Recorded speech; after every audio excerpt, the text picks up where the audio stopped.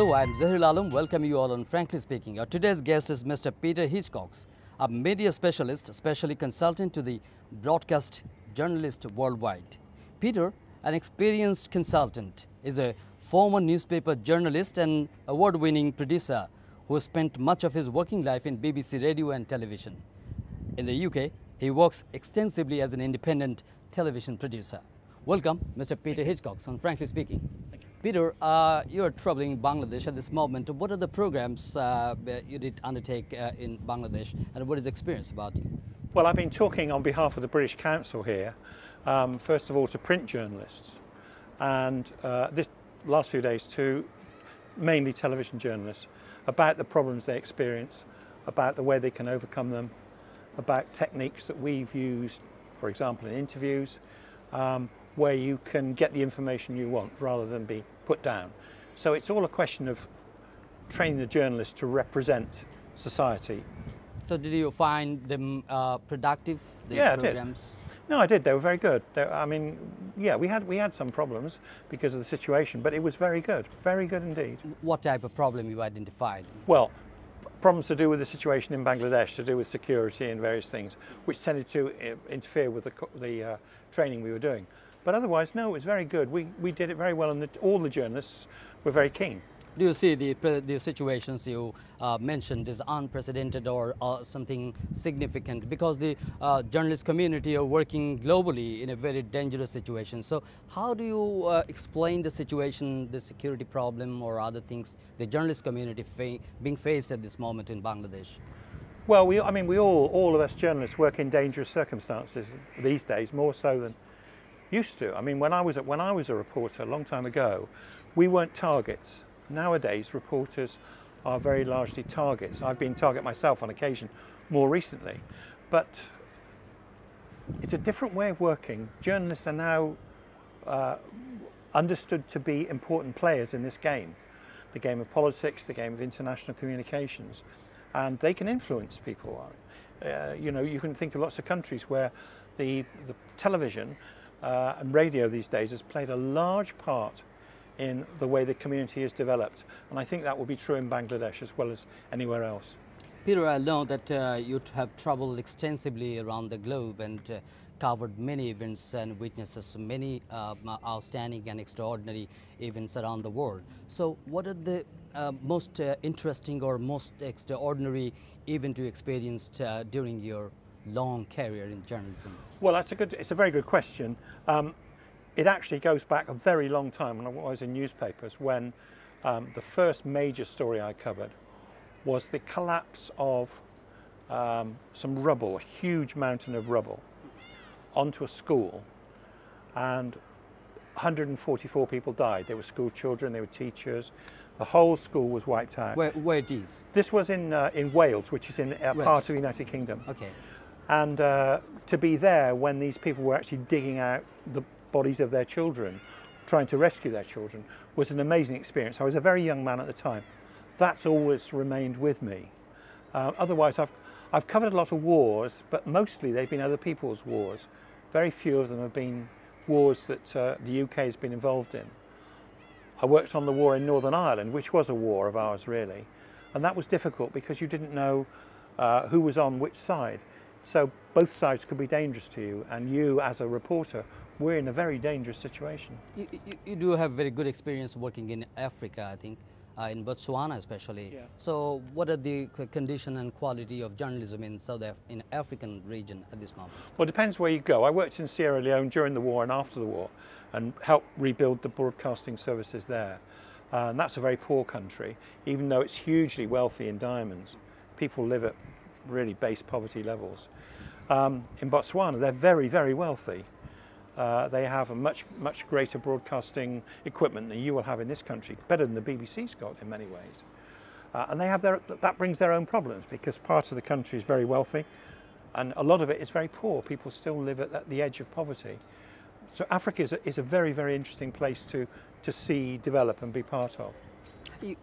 Peter, you acknowledge, and we all know that journalism is getting more challenging and more lofty work at this moment to confront some real problem, dangerous situations around the world. Okay, but the ideal situation of the freedom of expression and media as a whole is being treated as a watchdog in the society. So in a third world countries like Bangladesh, how media can play their role as a watchdog, and how they can exercise their freedom of expression in a society like Bangladesh? Well, I think first of all, people have got to realise that you must be trusted. If you break that trust and they don't trust you, forget it. So you must report the truth. You must ask the questions that the people out here want asked, not the questions that suit you or suit the minister or the head of the authority. You must ask the questions that people want answered and get the answers. That's your job. Sometimes it's difficult, but they will see what is happening. If you look over the last few days what's been happening in Burma, where people have not been getting the answers, there is no free press, no free television, no free radio there. Things are going seriously wrong, and it needs a military dictatorship to hold these people down for many, many years. That doesn't happen anymore. This is the 21st century. That's not going to happen. People know now. Television, radio will tell them what's happening in their country. That's a great breakthrough, but it depends on journalists being absolutely trustworthy. And if you or your colleagues find that someone is not trustworthy, then it's up to you to throw them out. So to be trustworthy, they need to be get trained. That is a necessary basic thing for a grooming journalist community. So you are working with Thomson Foundations, and you're visiting Bangladesh with having a program of training the young journalists in Dhaka, especially from the broadcast and print media. So what kind of actions and programs can the organization like Thomson Foundations and the other organizations worldwide for the benefit of the journalists in the least developed country? Well, in my country, you couldn't work as a journalist until you had some qualifications. And a master's degree in whatever is just not enough. You have to have some qualifications in being a journalist. After all, if you as a journalist go to interview someone, you're a professional. They want to know you're a professional. You wouldn't let a doctor come and practice on you and cut you up unless he had qualifications. Same thing applies. Your journalists have got to get qualified. I'm helping them to understand how to do the job, and I hope that in a few years there will be proper qualifications. Peter, we're talking about the development and capacity building of journalist community in various countries around the world. But in your experience, would you shed some light on the global situation? Because the world at this moment is facing very, very dangerous situations like corruption, like terrorism, militancy, and good governance is a major issue. Poverty is a major issue. So in your eye, what are the issues the world should confront at this moment collectively? Well, let me just go back to where you started that question. If you look at the map of world press freedom, you'll find that it actually rates very, very few countries as free. In my own country, the media is subjected to a number of laws. I'm not saying they're not free. There are a number of laws throughout Europe. So they're not totally free in Britain also? I think most journalists would think they're free, but actually if you look at the law, they're not that free. There are a lot of laws they have to go along with. There are penalties for all kinds of things, and those laws can be used by smart and rich people to stop things being said which should be said. It comes down to truth. What you and I as journalists deal with is truth, and that's what we must deal with and nothing else. It is our responsibility to ask the truth, to find out the truth, and to tell the viewers, that is the ordinary people of the country, the truth. But you're right. Things are getting worse. But one thing, to find out the truth, to be more free, to get information. So in UK, what is the experience? Because we don't have any law or act regarding to the access to information or freedom to information. So what is the case in the UK? Well, the case in the UK is we have what's called a Freedom of Information Act, but there's not a huge amount of freedom of information there, not like there is in the States. For all kinds of reasons, and I'm not getting involved in politics here, the government has held back full access to information. They say the viewers, the people of the country don't need it, or it wouldn't be good for them to have it. For example, I go to my doctor in the UK, I cannot see my medical notes as a matter of right. The doctor can write all kinds of things on there, and I can't see them without applying for them. It is not my right. My doctor can refuse to give me my notes. Now, should I have the right to know about my... I think you should. It's your health. Yeah. Why should a doctor or a woman who works in the doctor's office be able to read notes about you? You can't read yourself. So you don't have to apply for that? You would have to apply. You would have to apply, and as I understand the law at the moment, it's not always the case that you would get the right to do it. Okay, so shed some light into your experience about the global issues like corruption and the terrorism at this biggest problem at this moment. And you know, after 9/11, the world became more dangerous, and especially the issue of militancy, the Islamic militancy. Based on Islamic militancy, there has been some kind of difference, some kind of difference is being widening between the West and the other part of the world. So how the world can deal with the matters, deal with this menace? Well, let's look at militancy first. There always has been terrorism. Since 9/11 and the attacks on Iraq, the war on terror, as the Americans, the coalition, call it, has been underway. So people see terror in a different way. We had the same bombings in the UK. We had the same shootings in the UK when we had our little war with Northern Ireland with the Irish. We didn't see it as a war on terror. We saw those people committing a crime. That's the difference. I think that what's happened in our country and what happens in many countries is a crime. You can't have a war on crime. That's a matter for the police, not necessarily a matter for the army. And I think, and I'm speaking personally here, that if you attack these issues as things that must be sorted by the military, sometimes you get it wrong. Quite often they're matters that can be sorted by the police. They are criminal matters, and terrorism is a criminal matter. It's not a matter of war. Okay. You can't have a war on terror, in my view, in the same way you can't have a war on laughter or comedy. It's not that kind of thing. You can't do it. Yeah. I can have a war with you, I can have a war with your country, but I can't have a war with something your country believes. That's to go back to the Crusades nearly 1,000 years ago. And you know, in the century we're in, it just doesn't work anymore. But Peter, in the name of war against terror, do you think that the Western countries, especially United States or your country, the United Kingdom, is singling out some kind of countries where the countries are Muslim, predominantly Muslim country, and they're getting apart, setting them apart in the name of the just because they are Muslim country? Do you agree with that? Well, I'm not going to get involved in that. That's a political question, and I'm not involved in politics. I have a view on it, but it's not something I'm going to discuss with you, because that's not what I do as a journalist. I stand and look and take the middle ground, look at the truth, the rights and the wrongs. But my decisions are my decisions, and they don't influence me as a journalist at all.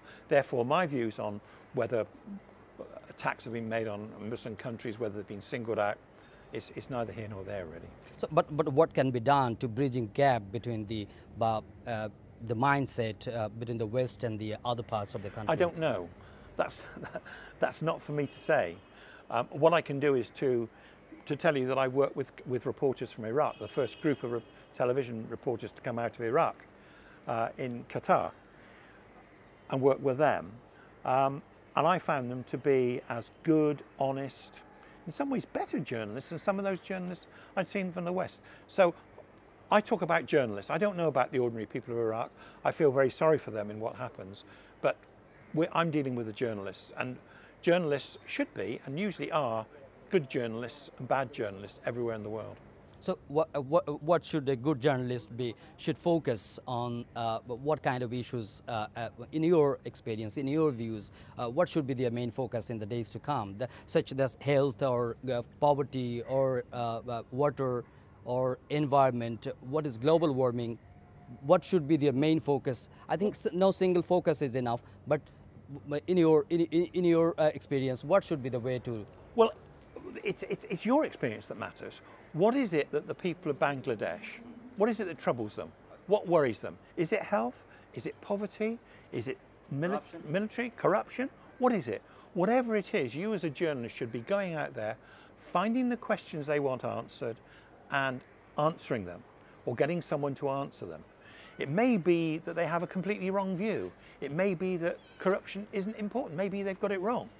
You should be out there asking the question for them because they can't answer it.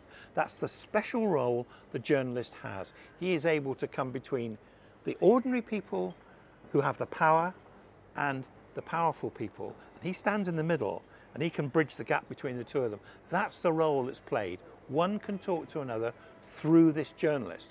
But his decisions, his opinions don't matter. The opinions of the ordinary people or the powerful people that matter. You're there like a conduit, like a pipe between the two sides. You join the two together and they talk. You're in there to start that dialogue. Poverty is a huge problem. It's a big problem in the least developed country. So do you think that the major donor countries, developed countries should stand by with providing more supports and more funds to get rid of these poverty clutches in least developed countries? Well, there again, that's a political question and I don't know the answer to it and I don't intend to know the answer to it. Your observation? Well, what I will say to you is this, that what you have to look first of all, what is the cause of poverty?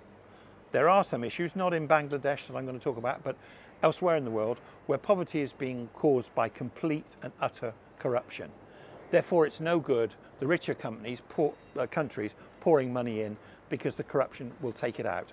I've worked in countries where I've seen that happen. I've given major gifts to help broadcasters and the next day seen them being taken away by ministers for their own use. Now, I've seen that happen and I know it happens, but it's something that does happen. What you have to say is, we're not going to give support to these places anymore. Let's put the money to the governments that want to help their people, because there are many good governments and they do need help. But look, help isn't just money. Help is in support. I haven't come here bringing money. I've come here to bring techniques for doing things, to bring support, to bring contacts with journalists in the rest of the world. That's what I do. And that, in my view, is in many ways as important as just bringing cash in and saying, here, go and get some food. Okay, Peter, I know it's a very short stay in Bangladesh, but what will be your lasting memory about Bangladesh after leaving this country? The lasting picture I have in my mind of Bangladesh is the rickshaws in the centre of the city. I've never seen so many rickshaws anywhere in my life, never seen so many buses. So the traffic will be something I will remember. When I come back to Bangladesh again, I'd like to see the traffic much better. Okay, we are at the fag end of our interview session. So very last question is your tips to the young learners, young journalists who want to get them in a solid foundations on in the journalism career. What would be your tips? Right, it's very simple. The rules are, ask the questions, get the answers, tell the people the truth. That's all you can do. If you do that, you're playing your full role in society. The people will decide whether they like the way things are, whether they want to change it. They're the ones who will vote, not me, not really you. Well, you will, but your vote won't count any more than theirs do. So that's the way to do it. Get in touch with the people. That's your job. Thank you very much, Peter Hitchcox, for being with us on Frankly Speaking. Thank you very much.